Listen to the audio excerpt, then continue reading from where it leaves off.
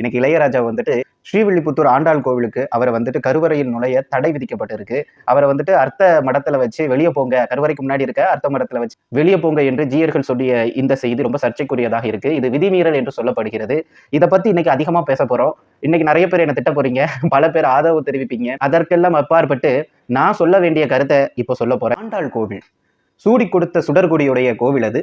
உண்மையிலேயே ஒரு மாபெரும் கவிநயத்தை கொண்ட கோவில் அது. 12 ஆழ்வார்களில் ஒரே பெண் ஆழ்வார், அதுவும் பெரிய ஆழ்வாருடைய வளர்ப்பு மகள் என்று சொல்லப்படுகின்ற ஆண்டாள் அம்மையாரினுடைய திருத்தலம் தான் நம்ம ஸ்ரீவில்லிபுத்தூர் ஆண்டாள் கோவில். இந்த கோவில் வரலாற்று புகழ் பெற்றது என்று சொல்லலாம்.